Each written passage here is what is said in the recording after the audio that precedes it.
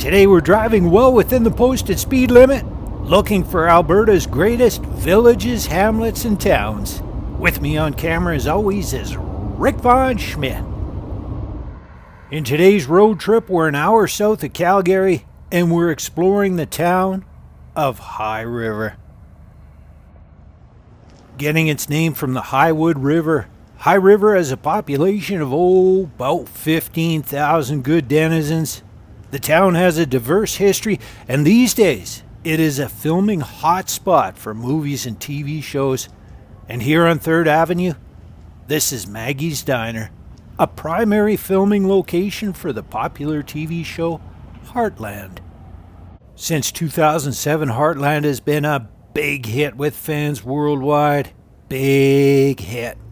The character Sweet Lou runs this place in the fictitious town of Hudson.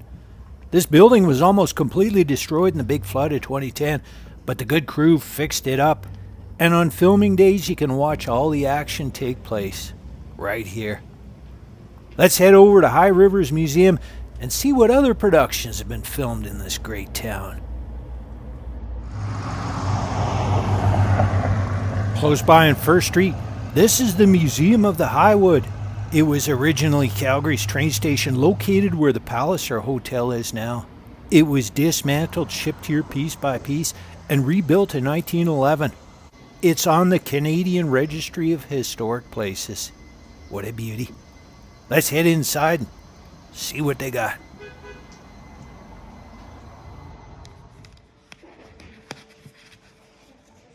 Admission is by donation.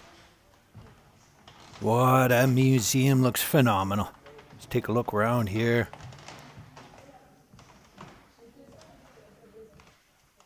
Ooh, hey, wouldn't you know, they're playing some good Heartland.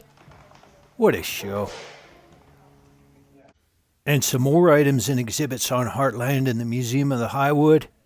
Full display of props and costumes. Kudos to the museum staff for some real care and attention to detail. Ooh, great section here, and one of my favorites, the hit TV show Fargo is filmed in High River. Here's one I'm not familiar with, Winona Earp. Have you seen this one? Author W.O. Mitchell, who wrote my favorite novel, Who Has Seen the Wind, lived in High River. And there's a full display on Mr. Mitchell, including his desk and typewriters. Incredible. So Unforgiven was not filmed in High River, but Clint Eastwood used to go to the Wales Theatre to watch the dailies.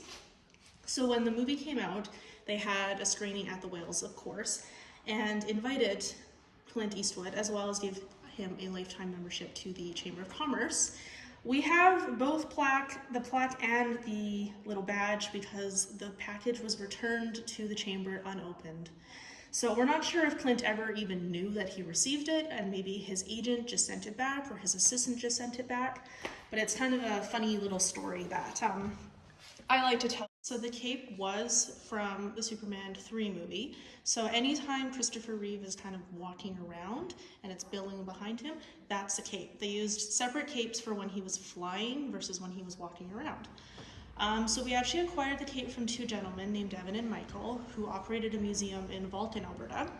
And when that museum shut down, they offered it to us because we had a connection to Superman 3, because Superman 3 was actually filmed in High River. So we have a couple places in town you can go to that were used. There's a house in town, and they filmed right across the street, and they actually used our building as the set and like decorating, like getting ready.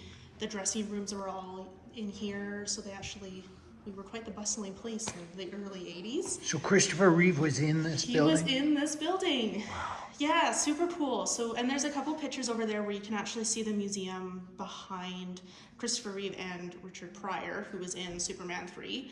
And then this asteroid was also from Superman, the first one. So the first Superman, when Superman arrives on Earth, he arrives in this big meteor. This is half of that meteor.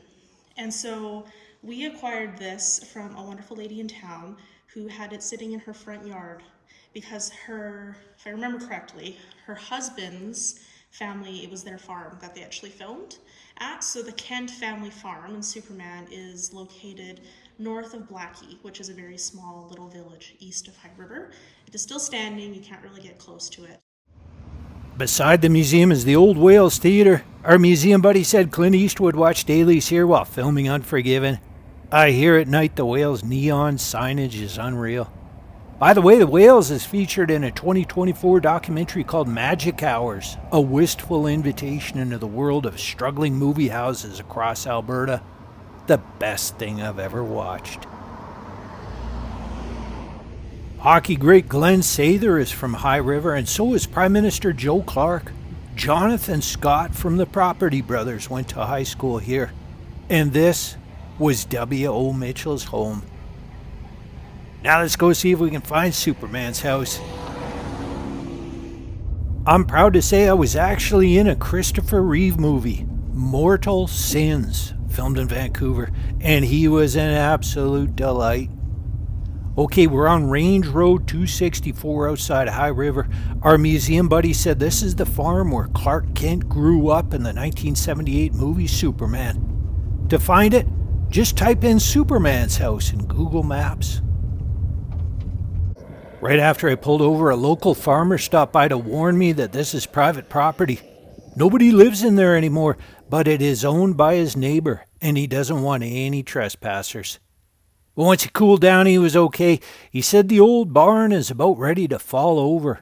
So if you want to see this historic filming location as it once was, be sure to stop by soon. Thank you very much for watching today's road trip. Please tap that good subscribe button one time. Special thanks to the incredibly kind staff at the Museum of the Highwood. I'm Jean-Claude Vancouver, and until next time, up, and away!